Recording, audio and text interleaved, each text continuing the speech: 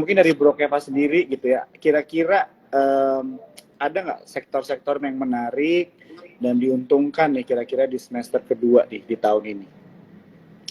Yang diuntungkan secara spesifik, nah ini harus susah juga ya pertanyaannya ya. Kalau bisa ditebak itu $1 million itu. Ya ini pertanyaan $1 million questionnya. Tapi I think kalau yang menurut saya suka gitu ya dari secara pribadi, pertama mungkin dari saham-saham sektor properti dulu ya. Saham-saham sektor properti karena memang siklus properti masih di bawah ya. Segala siklus yang di bawah itu sebenarnya buat saya menarik gitu ya. Kalau udah rally udah tinggi itu ya udah nggak menarik malahan. Jadi yang menarik adalah yang masih di bawah, masih murah, dan kalau tadi disambung-sambungin ke makro ya kita lihat misalnya suku bunga kelihatannya udah mau mulai di stop. Ya artinya nanti kalau di stop tren berikutnya turun dong. Ya, jadi kalau trennya turun artinya ya masyarakat bisa beli rumah lagi gitu dengan lebih nyaman. Ya jadi menurut saya properti itu, dan kedua properti itu juga lagi murah-murah banget gitu. Ya karena memang lagi siklusnya lagi di bawah. Tapi properti itu memang pertanyaannya selalu sulit. Kapan naiknya agak sulit. Gak tahu juga ya. Ya karena memang murah tapi sentimennya belum banyak lah sampai yang tiba-tiba bisa properti boom. I think enggak. Tapi kalau teman-teman mau dapetin momen dapat saham properti di harga murah ya mungkin sekitar sekarang nih masih oke gitu. Terus sektor yang saya suka yang kedua mungkin dari akhir tahun saya memfavoritkan itu green energy ya.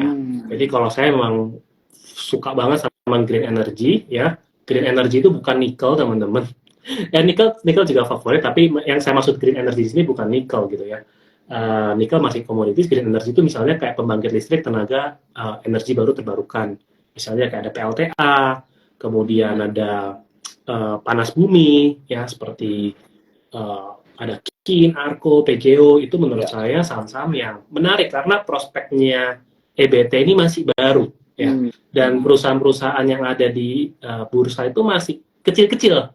Ya, jadi kalau kecil-kecil ini bisa bertumbuh, menurut saya menarik dan kayaknya momentumnya pas.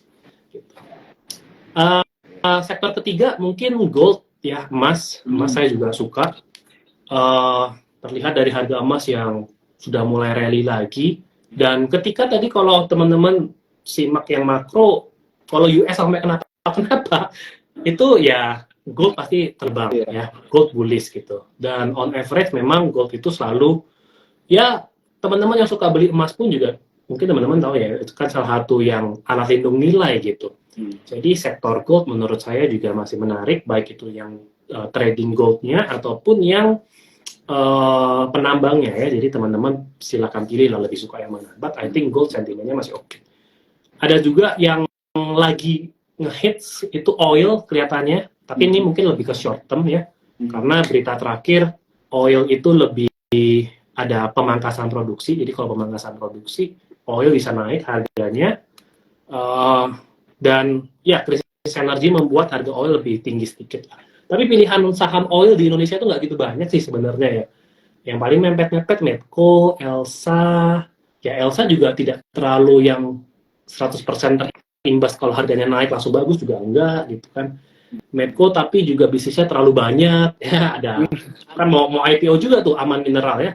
Jadi ada oil, ada gas, ada mineral lain. Jadi campur-campur lah. Tapi teman-teman tuh mungkin short term masih menarik. Ada satu lagi sektor yang saya suka dari dulu, bukan dari dulu ya, maksudnya yang saya lihat sebenarnya bagus, tapi sahamnya belum nemu yang bagus bro. Itu pariwisata sebenarnya. I think kalau lihat yang kayaknya sekarang kita semua pingin liburan gitu ya, Coldplay laku keras gitu kan, kayaknya daya beli masyarakat tidak turun-turun amat gitu.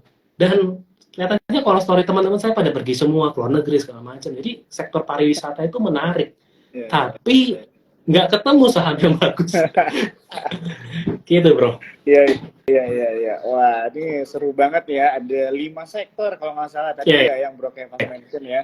Jadi tadi ada gold, ada energi baru, ada oil, properti, sama pariwisata. Ini mungkin buat teman-teman John Troopers nih boleh jadi jadi PR gitu ya, atau kalian misalnya ada waktu pengen ngulik-ngulik data, mungkin bisa lihat nih kira-kira emiten-emiten pariwisata apa aja nih yang menarik begitu ya teman-teman Ya, ya. kalau ada yang tahu, siapa tahu DM aja, nanti saya mungkin bisa analisa juga ya. Nah tuh bisa langsung DM aja ya bro, teman-teman cuan troopers Ini ya di malah gue IG yang minta Kevas. topik dari teman-teman gitu ceritanya. Tapi bener banget bro, emang orang lagi banyak liburan, apalagi yang liburan panjang kemarin kan, yang dari hari Kamis Jumat tuh kayak semua orang kayaknya di Bangkok gitu kan, gue ngeliatin, atau di Jepang di mana, jadi kayak ya bener sih, bener itu menjadi salah satu sektor yang menurut aku agak, wah kalau dari pengalaman aku sendiri kayaknya nggak terlalu banyak dibahas sih sebenarnya sektor pariwisata sih, apalagi setelah udah selesai COVID gitu kan harusnya kan ada perubahan begitu ya di dunia pariwisata kan. Jadi mungkin itu juga bisa diperhatikan begitu ya. Oke, menarik. Soalnya ada Mungkin satu saham bro yang sebenarnya mancing ya. gue untuk tertarik sama sektor pariwisata itu ada saham Bayu Buana, travel agent. Itu laporan keuangannya tiba-tiba bagus banget loh, bersih. Sales-nya naik banyak gitu. Jadi kayak memang mengindikasikan memang Q1 ini mungkin banyak yang pakai travel agent gitu. Ya cuma sahamnya nggak terlalu liquid, ya sahamnya masih kecil dan track record-nya nggak terlalu bagus. Tapi kalau teman-teman tertarik ya teman-teman bisa pelajari lebih lanjut. Makanya saya lihat kayak pariwisata ini emang benar-benar ini kayak naik daun juga nih sekarang. Cuma ya saya belum nemu saham yang cocok lah. Iya. Oke, jadi at least sektornya harusnya udah menarik nih, tinggal kita aja ya ngelihat satu-satu, emang emiten banyak banget begitu ya. Jadi tapi jadi tantangan juga nih buat teman-teman troopers nih untuk kita melihat begitu ya saham-saham menarik apa aja nih di beberapa sektor yang udah di-mention nih sama Bro Kevas. Oke, ini sambil ini aku mau iklan dulu teman-teman. Asik. Jadi jangan lupa ya kalau misalnya kalian belum ada yang punya akun bisa buka di founders.com dengan kode referralnya Kevas Evander ya bro ya. Yes. Dengan referralnya Kevas Evander teman-teman, dan jangan lupa nih sekarang di spot aplikasinya udah beli reksadana begitu ya. Ini kan Bro Kevas belum kasih tahu nih saham apa yang menarik nih kan. Jadi udah deh reksadana aja dulu gitu. Betul. Bisa di reksadana dulu gitu ya teman-teman ya. Reksadana Super bagus-bagus teman-teman. Teman-teman bisa bandingin lah. Bagus-bagus. Ya. Ini objektif ya. Ini nggak bias ya. Aku juga nggak bias. Ini nggak bias loh. Aku kalau misalnya teman-teman bisa riset. Best performing mutual funds itu pasti ada nama Sukor gitu kan. Jadi ya itu teman-teman lah yang melakukan analisis sendiri masing-masing ya. Semuanya balik ke teman-teman juga gitu kan. Dan aku mau ingetin sih teman-teman, kalau misalnya ada pertanyaan boleh langsung aja di comment section ya, atau nggak di Q&A. Ini udah banyak banget sih sebenarnya. Jadi mungkin aku mau rap sedikit aja dari pertanyaan yang aku udah siapkan nih buat Bro Kevas begitu ya. Nah, jadi tadi kan kita udah membahas tentang sektor-sektor yang menarik nih bro. Nah kalau misalnya kita melihat dari cycle market kan juga ada ya. Kira-kira ada nggak sektor-sektor yang bisa terlihat kurang menarik sebenarnya di semester kedua ini? Ya, I think cool teman-teman. Yang pertama ya. Ya kelihatan memang harganya udah turun banyak banget dari 400. Sebenarnya 150-an, 130 itu buat emiten call masih profit kok gitu. Tapi ya namanya juga sentimen, karena kemarin dapat 400 juga sulit gitu ya. Jadi mungkin kalau call agak ya mungkin pestanya sudah selesai, tapi buat saya bisnis call belum mati teman-teman. Menurut saya ya, saya masih suka lah dengan bisnis call juga gitu, karena bisnisnya cukup simpel sebenarnya, cuma nambang dapat batu hitamnya itu dijual selesai gitu, nggak terlalu ribet kayak emas harus ada smelter diolah gitu kan, nikel diolah lagi jadi baterai, kalau batu bara tambang selesai jadi kirim ekspor dapat duit gitu. Nah tapi sekarang memang nggak gitu menarik karena harganya lagi turun terus, harga batu bara turun terus. Tapi kalau sampai dikasih murah banget ya nggak ada salahnya gitu, karena saham kita tahu lah saham cyclical kalau naik sangat tinggi, kalau turun depresi bisa dikasih murah banget gitu. So why not gitu, kalau tiba-tiba emang dikasihnya murah banget, padahal kita tahu kalau call di atas 100 pun juga masih menarik sebenarnya gitu. Cuma kalau sekarang I think belum murah-murah semua lah. Oke, jadi itulah ya teman-teman ya, kalau misalnya dari pendapat personalnya Bro Kevas begitu kan, karena ada ya, benar ada cycle dari market begitu ya teman-teman. bukan berarti nggak bagus, tapi kurang menarik kan, semua ada waktunya begitu bro ya. Betul. Kadang-kadang ada sektor yang manggung, ada sektor yang ngalah begitu kan. Mm-mm. Tapi ada juga yang saham mungkin lebih statis gitu ya, lebih defensif juga overall begitu ya. Nah jadi ini buat teman-teman cuan troopers untuk bisa dibilang perlu pahami lah ya. Kalau misalnya membantu kalian dalam melakukan pemilihan untuk berinvestasi ke sektor atau saham mana begitu. Oke, mungkin pertanyaan terakhir dari aku, habis itu kita lompat ke Q&A dari teman-teman nih bro ya, nggak apa-apa ya, soalnya udah mulai banyak.